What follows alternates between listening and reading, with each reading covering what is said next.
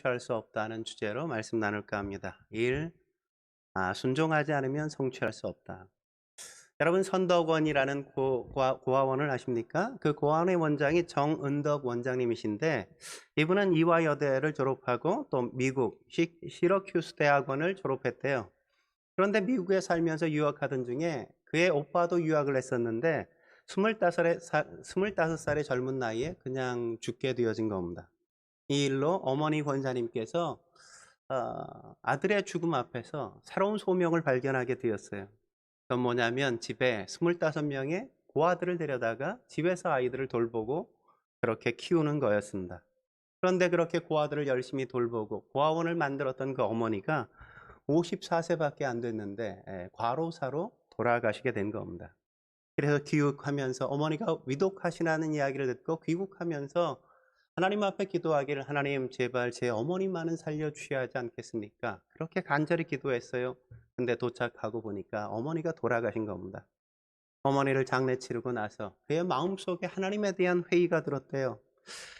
고아들 때문에 어머니가 돌아가셨다는 생각을 하다 보니까 고아들이 그렇게 밉게만 보였답니다.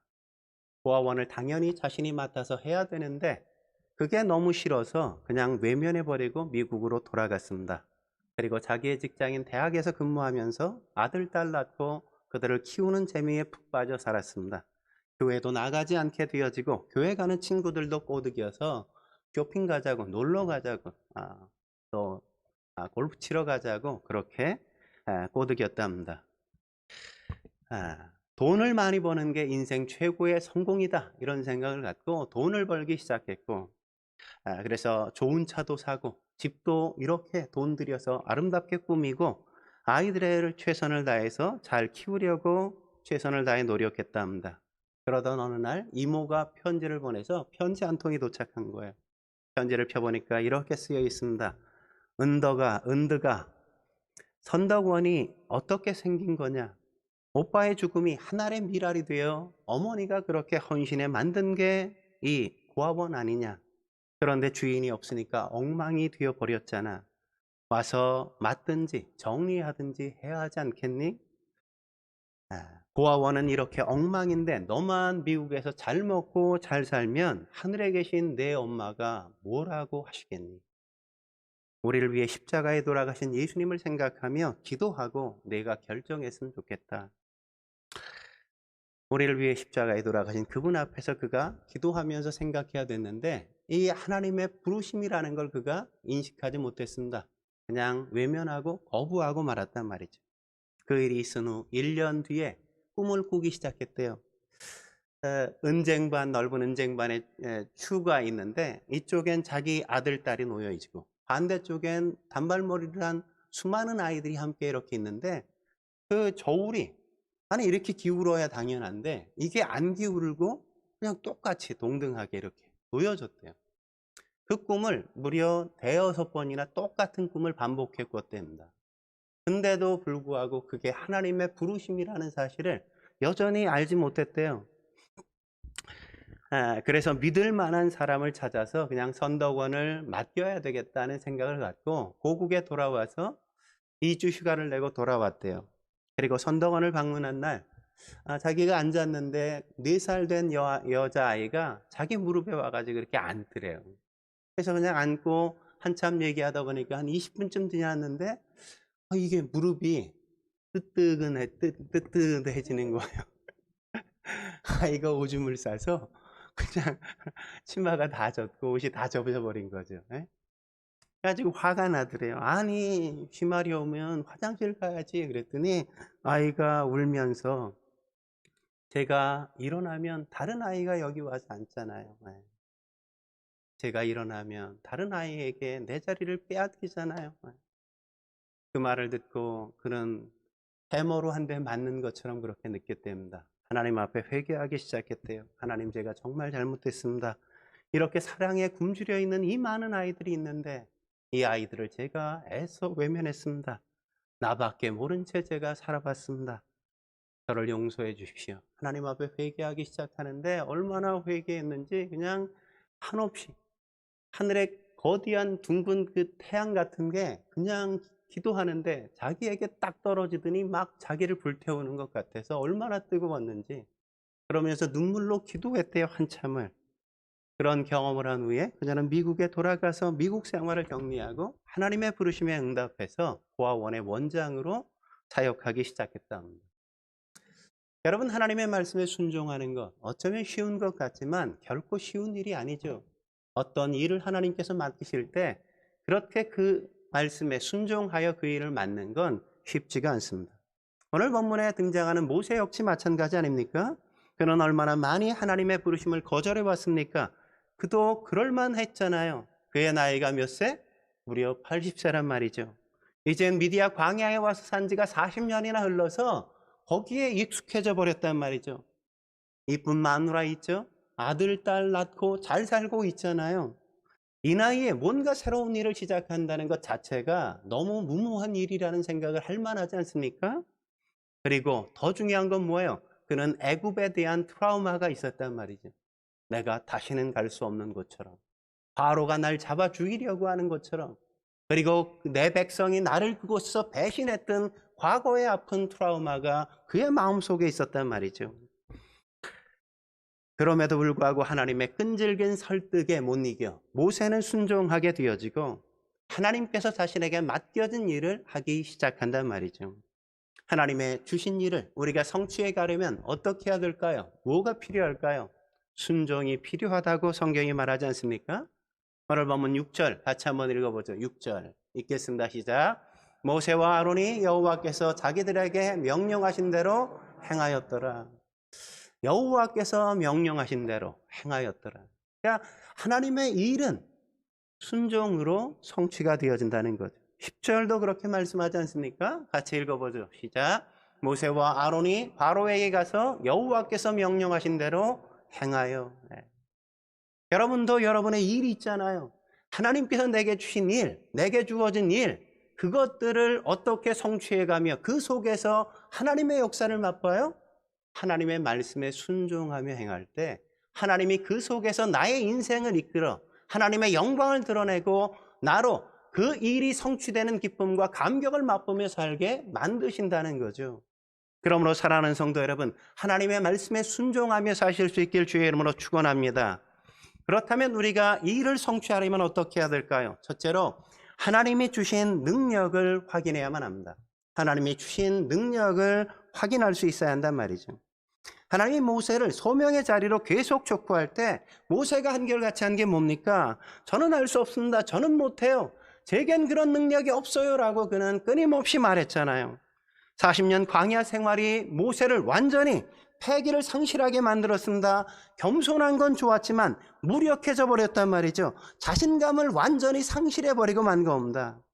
그러다 보니 계속 뭘 해요? 하나님 앞에 핑계만 늘어놓는다고요. 핑계만. 예? 그렇게 핑계를 일관하는 모세에게 하나님께서 뭐라고 말씀하세요? 오늘 1절에 이렇게 말씀하시는 걸 우리가 볼 수 있죠. 1절 같이 읽겠습니다. 시작. 여호와께서 모세에게 이르시되 볼지어다 내가 너를 바로에게 신같이 되게 하였은즉. 뭐라고 시작합니까? 볼지어다, 보라, 이렇게 얘기하죠. 그죠? 우리가 뭘 보는 게 참으로 중요하다고요. 내가 뭘 보는 게. 예? 내 능력이 없음을 보지 말라고요. 하나님의 능력을 보라고 이야기하는 거죠. 말을 듣지 않는 바로를 보지 말고 말을 듣지 않는 바로를 순종하게 만드는 하나님의 능력을 보라고 이야기하는 것 아닙니까? 모세가 하는 일은 결국 누가 이룬다고요? 하나님께서 이룬다는 거죠.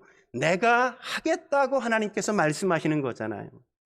어떻게 한다는 겁니까? 너를 바로에게 신과 같이 되게 만들어 그 일을 행하겠다고 하나님께서 말씀하시는 것 아닙니까? 사실 바로는 당시에 백성들에게 신과 같은 존재였단 말이죠.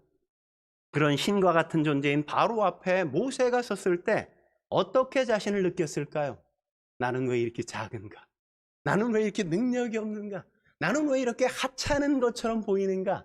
아마 그렇게 느끼지 않았을까요? 모세는 그런 바로의 마음을 움직일 힘도 없고 바로를 설득하거나 바로를 굴복시킬 만큼 그 어떤 능력도 갖지 않았다는 걸 그는 너무나도 잘 알았습니다. 그렇기에 그는 하나님의 부르심을 끊임없이 거부하고 핑계를 댔단 말이죠. 여러분, 우리도 그렇게 힘이나 능력이나 재능이 없다는 이유로 하나님께서 무언가 우리에게 하도록 하게 하실 때 우리가 거부할 때가 있잖아요. 예? 그럴 때 하나님께서 뭐라고 말씀하세요? 내가 무능한 것처럼 보이지만 너는 결코 그렇게 무능한 존재가 아니야. 너는 바로에게 신 같은 존재가 될 거야. 내가 그렇게 반드시 만들고야 말 거야. 하나님께서 그렇게 말씀하신단 말이죠.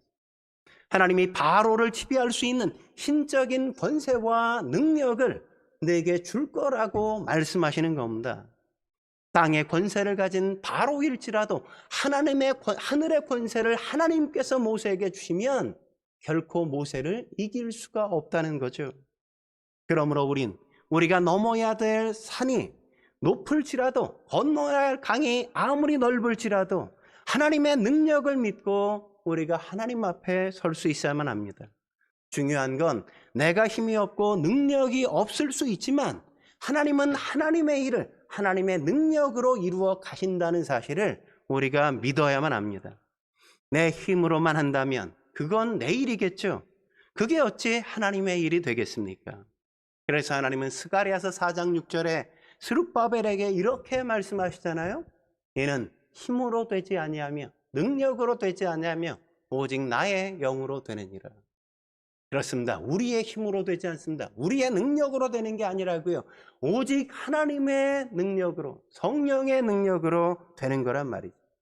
바울도 빌립보서 4장 13절에 뭐라고 고백합니까? 같이 한번 읽어볼까요? 같이 읽겠습니다. 시작.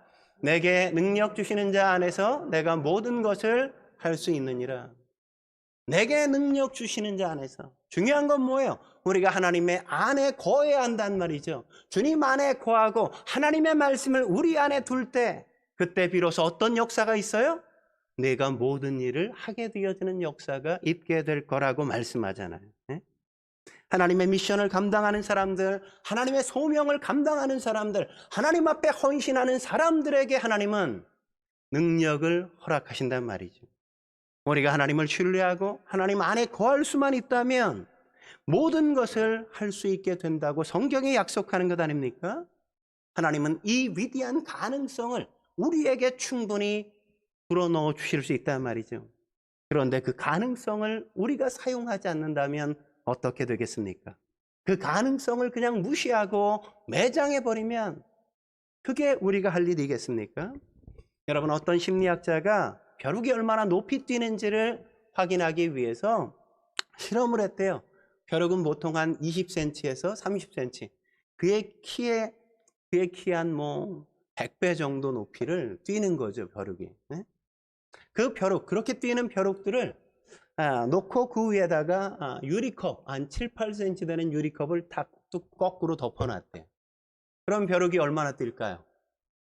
뛰어야 그냥 위로 뛰다 보니까 계속 부딪히니까 아프니까 벼룩이 7cm, 8cm 밑으로 계속 뛰겠죠. 그렇게 한참 놔두다 그 컵을 이렇게 떼면 벼룩이 얼마나 뛸 것 같아요? 7cm, 8cm 정도밖에 계속 안 뛴다는 거예요. 자기의 한계를 그렇게 인정하고 받아들인단 말이죠. 나는 이만큼밖에 뛸 수 없어. 그렇게 한계를 자기에게 지워버리는 겁니다. 한계를 그렇게 설정해버리고 나면 우리는 그 한계를 벗어날 수가 없게 되는 겁니다. 여러분, 하나님이 모세에게 주신 가능성을 보십시오. 모세가 자꾸 못한다, 안 한다고 이야기하자 하나님이 뭐라 그러세요? 너는 바로에게 신과 같이 될 거야 라고 말씀하시잖아요. 나는 말을 못해요 이러니까 하나님께서 어떻게 하세요? 그러면 내 형 아론을 대언자로 삼아줄게 이렇게 말씀하시잖아요. 하나님은 이미 부르시기 전에 완벽하게 다 준비하시고 부르신단 말이죠. 여러분, 우리가 할 수 없어서 못하는 법은 없는 겁니다. 우리는 순종하지 않기 때문에 못하는 거란 말이죠. 하나님은 우리에게 뭔가를 시키실 때 능력을 주신단 말이죠. 여러분, 예수님도 제자들에게 전도를 보내시면서 어떻게 하셨습니까? 귀신을 내어 쫓고 병을 고칠 수 있는 능력을 부여하시고 보내셨잖아요. 하나님은 결코 능력을 주지 않고 보내는 법이 없습니다. 사랑하는 성도 여러분, 하나님께서 능력을 주신다는 걸 믿으시기 바랍니다. 한 걸음 더 나아가 우리가 이 일을 성취하려면 어떻게 해야 될까요? 두 번째, 앞으로 다가올 장애를 예상할 수 있어야 합니다. 우리는 앞으로 다가올 장애를 예상할 수 있어야 한단 말이죠. 이건 이 일이 쉬울 거라고 예상하지 말라는 겁니다. 하나님이 원하시는 일일지라도 장애물이 있을 수 있다는 걸 예상하라는 거죠. 하나님이 그걸 오늘 본문에 예고하시는 걸 확인할 수 있지 않습니까? 3절에 뭐라고 이야기하죠? 내가 바로의 마음을 완악하게 하고 라고 말씀하잖아요. 바로의 마음을 완악하게 한다는 게 뭐예요? 일이 결코 쉽게 풀리기만 하지는 않을 거라고 말씀하시는 거잖아요. 하나님의 뜻을 따라 소명의 길을 걷기 시작한 모세에게 그 길이 결코 평탄하지만은 않을 거라고 말씀하신단 말이죠. 여러분, 왜 하나님께서 평탄한 길을 허락하시지 않는 걸까요? 하나님이 기뻐하시는 일이라면 마땅히 그냥 스무스하게 일이 이루어져야 되지 않겠습니까? 하지만 모든 일이 장애물 하나 없이 그냥 스무스하게 다 진행되어진다면 우린 어떻게 될까요? 기도할까요? 하나님을 의지하겠습니까?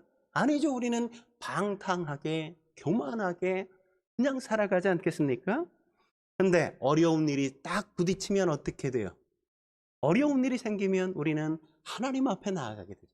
기도하게 된단 말이죠. 하나님을 의지하게 된단 말이죠.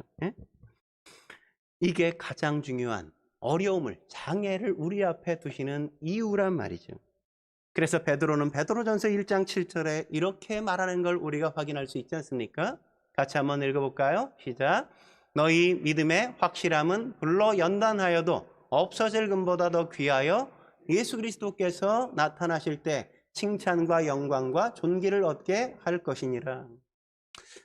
그러니까 칭찬과 영광과 존귀를 얻게 만드는 게 뭐라고요? 금보다도 더 중요한 게 뭐라고요? 믿음의 확실함이란 말이에요. 믿음의 확실함. 우리가 믿음으로만 살 수만 있다면 그거보다 더 영광스러운 게 없다고요. 더 존귀한 게 없다고요. 그렇게 우리를 살게 하시기 위해서 어떻게 해요? 하나님께서 우리의 인생 속의 장애를 여기도 저기도 허락하신단 말이죠.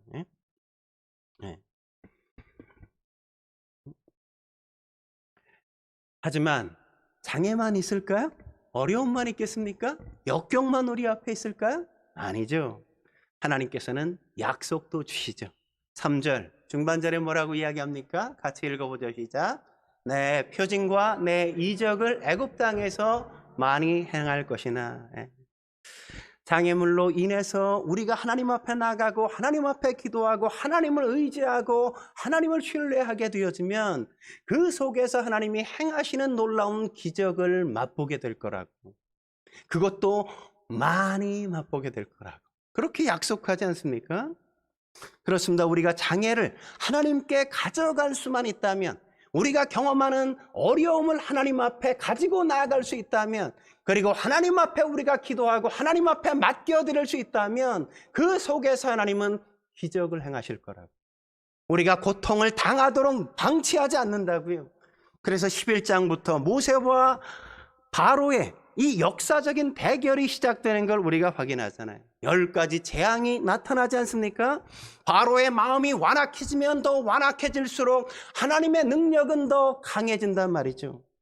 이게 바로 하나님의 약속인 겁니다.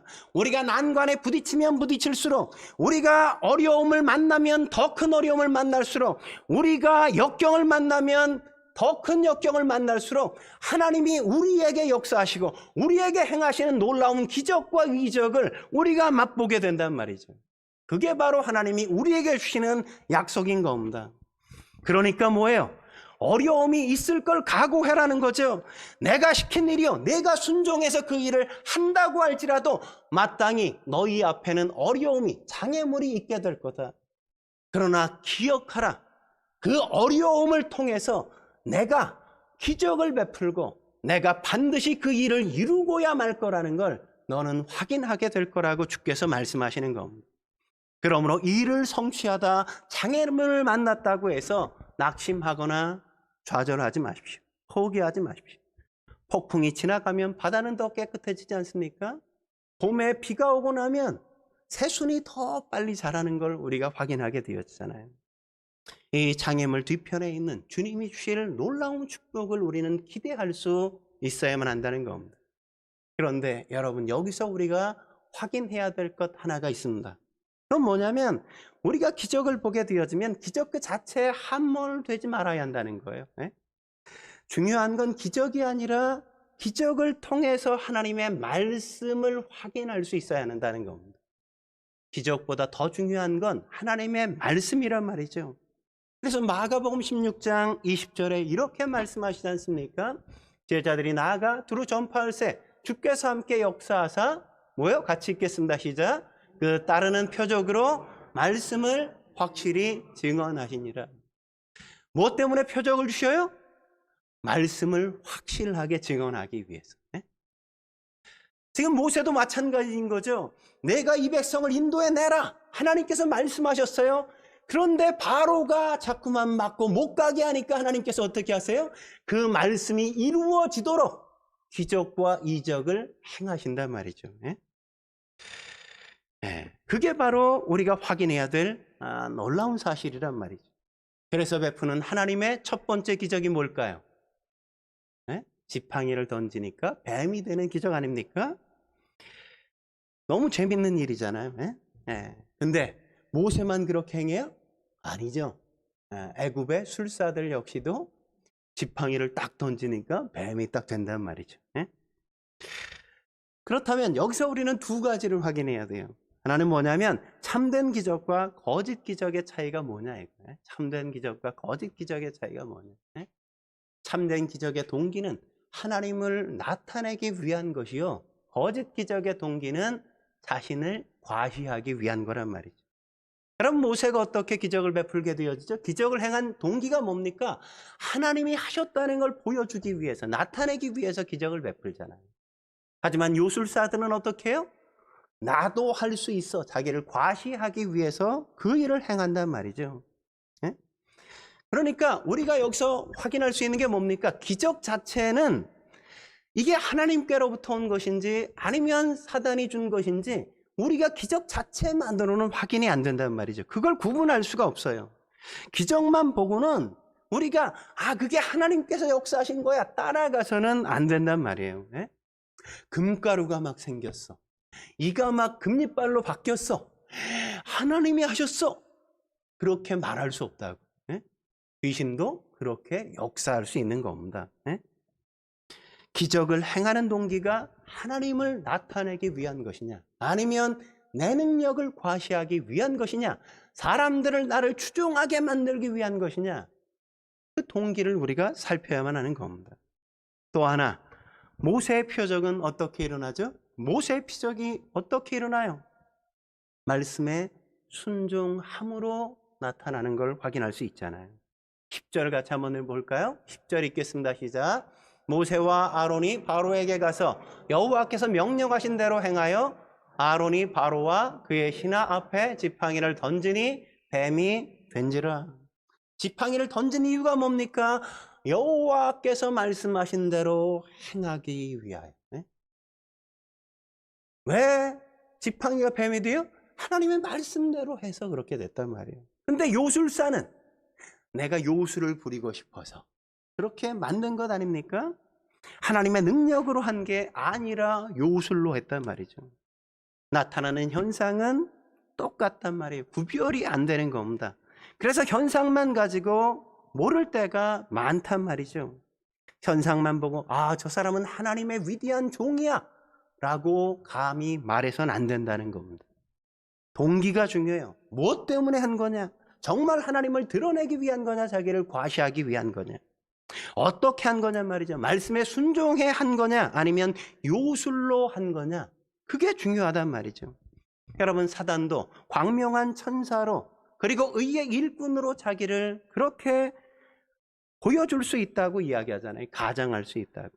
분명한 건 하나님은 어떤 일을 맡기실 때 그 일을 감당할 능력을 주신다는 것이요. 그 일을 이루어갈 때 장애를 만날지라도 하나님은 그 장애를 기적으로 넘어갈 수 있도록 하나님이 은혜를 베푸신다는 걸 놓치면 안 됩니다. 필요하다면 하나님은 언제나 기적을 베푸신단 말이죠. 기적은 우리가 구한다고 받는 게 아니에요. 하나님이 필요하다고 여기셔야 하나님께서 주시는 거란 말이죠. 마지막으로 우리가 이 일을 성취하려면 어떻게 합니까? 세 번째, 미래에 주어질 승리를 확신할 수 있어야만 합니다. 미래에 주어질 승리를 확신할 수 있어야 한다는 겁니다. 12절 같이 한번 볼까요? 12절 읽겠습니다. 12절 시작. 각 사람이 지팡이를 던짐에 뱀이 되었으나 아론의 지팡이가 그들의 지팡이를 삼키니라. 재밌지 않습니까? 똑같이 뱀이 됐는데 아론의 지팡이가 뭘 삼켜요? 요술사의 지팡이를 삼켜버린단 말이죠. 예? 이게 뭘 말하는 걸까요? 뭐만 남아요? 아론의 지팡이만 남았잖아요. 뭘 말하는 거예요? 하나님이 승리하셨다는 걸 말하는 거죠. 삼켰다는 말은 승리하셨다 이런 말이란 말이죠. 근데 재밌는 건 여기만 삼켰다는 말이 등장하지 않습니다. 홍해가 애굽 군대가 막 이스라엘 백성들을 쫓아올 때 홍해가 애굽 군대를 삼켜 버렸다고 하잖아요. 예? 거기에도 삼켰다는 말이 나와요. 하나님께서 몰살하시고 하나님께서 그 백성의 승리를 주셨다. 그 말씀을 하시는 겁니다. 하나님과 함께하는 그 백성, 하나님의 일을 하는 사람들, 하나님은 그들에게 승리를 약속하신단 말이죠. 참은 거짓을 이기는 겁니다. 의는 불의를 이긴단 말이죠. 믿음이 불신앙을 이기는 겁니다. 따라서 우리는 미래에 주어질 승리를 확신할 수 있어야만 합니다. 그런데 이런 놀라운 하나님의 기적의 현장에서 바로가 어떻게 하죠? 바로가 어떤 반응을 보입니까? 13절 볼까요? 13절 같이 읽겠습니다. 시작. 그러나 바로의 마음이 완악하여 그들의 말을 듣지 아니하니. 바로는 여전히 마음이 완악해서 모세의 말을 듣지 않았다고 이야기하지 않습니까? 모세의 메시지를 거부한 거죠. 거절한 거죠. 여러분이 모세라면 어떤 생각이 들겠어요? 실망감이 들지 않겠습니까? 근데 오늘 본문에 보면 모세가 실망했다는 이야기가 전혀 없어요. 왜 없을까요? 하나님이 이미 먼저 예고해 주셨잖아요. 이런 일이 있을 거야. 예고해 주셨단 말이죠. 예고해. 4절 볼까요? 4절. 4절 읽겠습니다. 시작. 바로가 너희의 말을 듣지 아니할 터인즉 내가 내 손을 애굽에 뻗쳐 여러 큰 심판을 내리고 내 군대 내 백성 이스라엘 자손을 그 땅에서 인도하여 낼지라. 바로가 내 말을 듣지 않을 거야. 너 기억하고 있어? 이렇게 예고해 주셨단 말이죠. 그러니까 바로가 모세의 말을 듣지 않을 때 모세는 아유 벌어질 일이 벌어졌구만. 아마 그렇게 생각했을 거예요. 그러나 그러면서도 그의 마음에 어떤 마음이 있습니까? 그러나 그럼에도 불구하고 이 모든 환경을 하나님이 컨트롤하고 계셔. 역사의 주인은 하나님이야. 하나님이 이 모든 환경의 주인이야. 하나님이 그러나 하시고야 말 거야. 그렇게 그의 마음속엔 그런 확신이 있지 않았겠습니까? 그렇게 미래에 승리를 주실 것을 우리는 확신할 수 있어야 한단 말이죠. 그럴 때 우리는 결코 흔들리지 않는 겁니다. 승리를 바라보며 앞으로 나아갈 수 있게 되는 것이란 말이죠. 여러분 세계무역기구의 부총회장인가를 하셨던 이희돈 장로님 간증 들어보셨습니까? 우리 김현옥 집사님이 저한테 여러 번 얘기했던 것 같은데 이분이 아내가 미웠을 때가 딱 2번 있대요. 대단한 분이에요. 2번밖에 없다는 게. 우리는 엄청 많은데 그죠? 기억할 수 없을 만큼 많은데 딱 2번밖에 없대요. 첫 번째는 언제냐면 영국에서 유학하다가 미국으로 건너와서 어렵게 대학 교수가 됐을 때래요. 근데 하루는 아내가 형제님 이렇게 부르더래요. 형제님. 여보 이렇게 부르다가 어느 날 형제님 이러면 참 무서운 거예요. 저도 집사람이 여보 잠깐 나 좀 봐 이러면 제일 무서워요. 뭔 일이 있는 거죠. 그래서 아내에게 찾아 이렇게 가서 같이 앉았더니 아내가 이런 말을 하더래요. 가장 좋을 때 하나님께 헌신해야 된다고 당신이 그동안 가르치지 않았어. 당신이 지금 가장 좋은 때 아니에요? 그렇다면 우리 하나님을 위해 선교사로 우리가 나아갑시다. 아내가 그러더래요. 주변에서는 이야기를 했더니 난리가 났어요. 아니 미쳤냐고. 아니 이 좋은 때 왜 오지로 선교를 가냐고. 근데 그럼에도 불구하고 자기가 그동안 한 말이 있으니까 선교사로 나가게 된 거예요. 멕시코 오지로 선교를 갔습니다. 선교를 갔는데 어느 날 차를 타고 가다가 교통사고가 나서 딸이 그냥 크게 사고가 나서 죽을 위기를 당하게 되었습니다. 조사 나온 경찰은 죽었다고, 죽을 거라고 이야기하고, 의사들 역시도 별로 가망이 없다고 그렇게 절망적인 얘기를 하는 거예요. 그래서 그 병원에 가서 아내와 남편이 둘이 그냥 화장실에 가서 문고리를 걸어 잠그고 둘이 그렇게 간절히 하나님 앞에 기도했대요. 근데 놀랍게 그 딸이 산 거예요. 다 죽는다 그랬는데 산 거예요. 근데 또 놀라운 사실은 뭐냐면 그 딸이 그 위기를 경험하고 그런 어려움을 경험하고 나서 내가 의사들 때문에 살았구나 하는 생각 때문에 나도 커서 의사가 돼야 되겠다. 그래서 사람들을 고쳐줘야지, 도와줘야지, 그런 꿈을 꾸게 되었어요. 근데 공부는 그렇게 잘 못했던 것 같아요. 근데 대학에 의대에 원서를 냈는데, 입학 원서를 냈는데 합격을 해버린 거예요. 실력은 안 됐는데 됐어요. 알고 보니까 그 딸이 그때 경험했던 그 이야기를 에세이를 써서, 은혜 이야기하는 에세이를 써서 그걸 같이 냈는데 교수가 그 글을 보고 감동을 먹은 거예요. 실력은 좀 모자라지만 이런 애가 의사가 되면 소명감을 갖고 사명감을 갖고 좋은 의사가 될 거야 생각해서 합격을 시켜주신 거죠. 네? 딸이 죽을 위기조차도 하나님께서는 그의 인생을 펼치시는 놀라운 역사를 만드신단 말이에요. 그리고 두 번째, 아내가 미워졌을 때가 언제인지 아십니까? 그들이 부자 동네에 아주 제일 좋은 집을 딱 샀는데, 사서 이제 한참 사는데 집값이 막 올라가더래요. 집값이 너무 몇 배로 막 올라가요. 근데 그가 세계 무역기구에 이렇게 근무해야 돼서 그것으로 옮겨야 되는 상황이 벌어진 거예요. 집을 팔아야 됐어요. 집을 파니까 그냥 돈이 많이 남았잖아요. 너무 좋아하는데 아내가 또 부르더래요. 형제님 이렇게. 그래서 또 뭔 얘기를 하려고 그러나 그랬더니, 형제님께서 그랬잖아요. 불로소득은 다 하나님께 드려야 한다고 가르쳐 오지 않았습니까? 이 불로소득, 우리가 판 원금 빼고 나머지는 다 하나님 앞에 헌금합시다. 아내가 그러더래요. 그래서 너무 좀 아까웠지만 그럼에도 불구하고 하나님 앞에 그 돈을 헌금으로 드렸대요, 교회에. 그랬더니 나중에 그 돈이 이렇게 헌금을 들여서 선교지로 가서 저 중국에 탈북민들을 위한 농장을 구입하는데 그게 쓰임을 받았다고, 그것에서 너무 감사하다고 탈북민들이 그냥 감사 편지를 써가지고 이렇게 보내온 거예요. 얼마나 감사하고 얼마나 기뻤든지. 내가 아깝게 드렸지만 하나님께서 그 일을 하시기 위해서 그렇게 집값을 오르게 하시고 그렇게 하나님의 역사를 하나님이 만드시는구나, 비로소 그때 깨달았다는 거 아닙니까? 네. 그분이 몇 년 전에 돌아가셨는데, 안타깝게 돌아가셨는데 61세 아주 젊은 나이에 벼랑간에 위암이 생기셔서 돌아가셔야만 됐는데 참 안타까운 일이죠. 그렇습니다. 하나님이 미래의 승리를 주신단 말이죠. 하나님은 하나님의 역사를 만드세요.